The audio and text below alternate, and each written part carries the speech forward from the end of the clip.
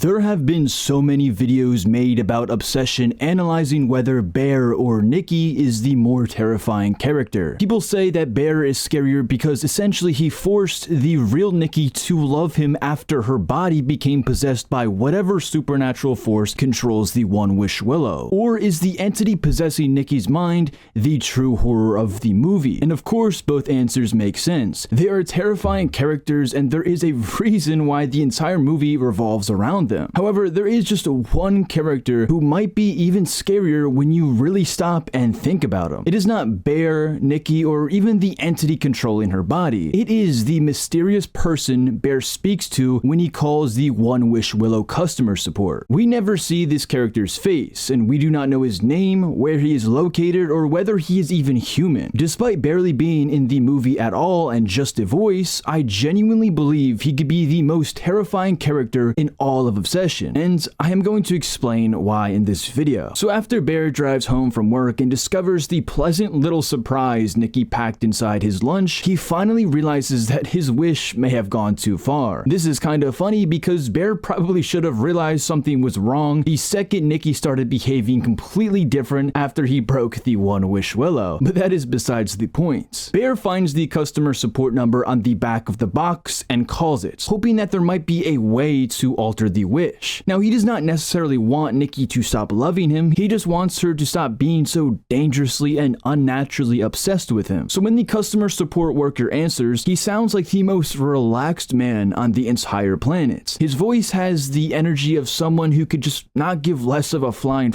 about his job. And when you really think about it, that's kind of every single person in customer service. And that makes it way more scarier than if the customer support guy actually cared about the people he was talking to. Now, on the surface, it is a funny scene because Bear is completely losing his mind while the person on the other end sounds like he's just answering a routine call. However, that calmness is also what makes this scene so unsettling. Bear asks whether Nikki's love is even real, and the man simply tells him that it is. At first, you could argue that he is only playing along with the gimmick. Even if the One-Wish Willow was fake, a customer support worker might still be expected to pretend that the wishes are real because, that is the entire purpose of the product. But that explanation falls apart later in the conversation. The customer support worker tells Bear that there is only one way to completely end the wish. Bear could end his own life to end the wish immediately, or he could just let it go on forever until one day he finally dies. Now, there is no hesitation in his voice when he says it. He does not sound shocked, concerned, or even remotely uncomfortable. He delivers this horrifying information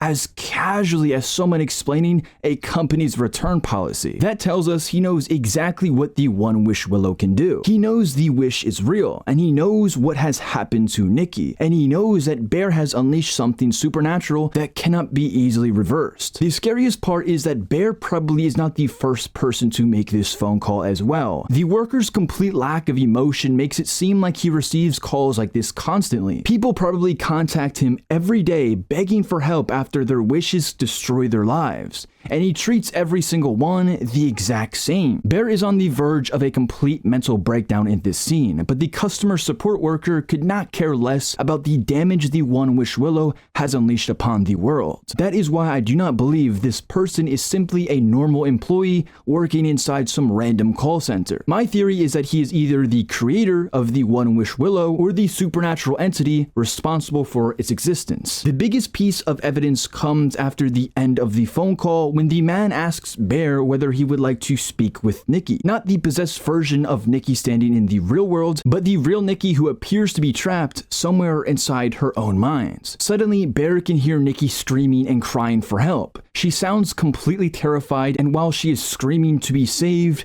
the man calmly asks Bear once again, "Would you like to speak to her?" The person on the other end of the phone somehow has direct access to the real Nikki. He can reach whatever part of her consciousness has been imprisoned by the one wish and allow Bear to hear her suffering. A normal customer support worker should not have that kind of power. He is not reading the instructions from a manual or looking up Bear's order number. He is communicating directly with a soul that has been trapped by the One-Wish Willow. It almost feels like he is proudly showcasing the horror Bear has inflicted upon her. When he asks Bear whether he would like to speak with Nikki, I do not think he is trying to help him or make him understand the consequence of his actions. It sounds like he is enjoying the situation. He wants Bear to hear Nikki's screams, and he wants Bear to understand that the woman he supposedly loves is trapped inside her own body because of his selfish wish. He is essentially feeding off of Bear's guilt, fear, and desperation. It is almost as though the customer support worker is not there to solve problems created by the One-Wish Willow. He is there to simply listen to them. He probably created the phone number because the suffering does not end when the wish goes wrong. The final part of the experience is calling him and explaining exactly how badly your life has been destroyed. Trey Barker, the writer and the director of Obsession and also the voice of the customer support worker, has said that the One-Wish Willow was inspired by the monkey's paw. And in W.W. Jacobs' original 1902 short story about the monkey's paw was enchanted by a holy man who wanted to prove that fate governs people's lives and that anyone who interferes with destiny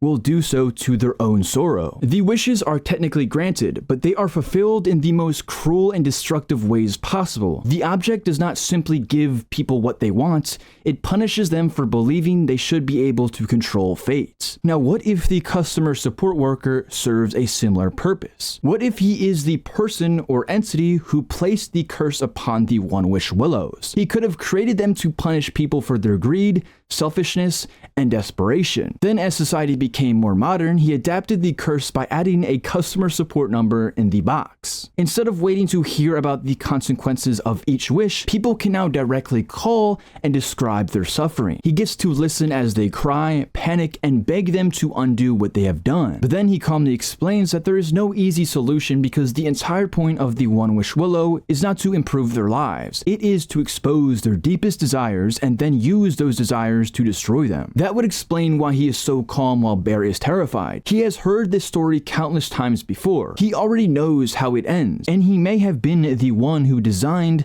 the wish to end this way. Bear and the possessed Nikki may be the main sources of horror throughout Obsession, but the customer support worker represents something much larger. He understands the rules, controls access to the victims, and appears completely entertained by the suffering created by the One-Wish Willow. Bear may have made the wish, but the man on the phone may be the one who made the wish possible in the first place. But let me know what you guys think about this theory. Am I just looking too deeply into a character who is only meant to be this dark joke? Or was that phone call secretly revealing something much bigger about the One-Wish Willow? Because I feel like there is still so many unanswered questions surrounding who is on the other end of that line and what role he actually plays in all of this. Drop your own theories in the comments because I want to know how you interpreted that scene. Also, let me know what other moments or characters from Obsession that you want me to break down next. And if you enjoyed this video, consider leaving a like and subscribe for more movie theories and breakdowns.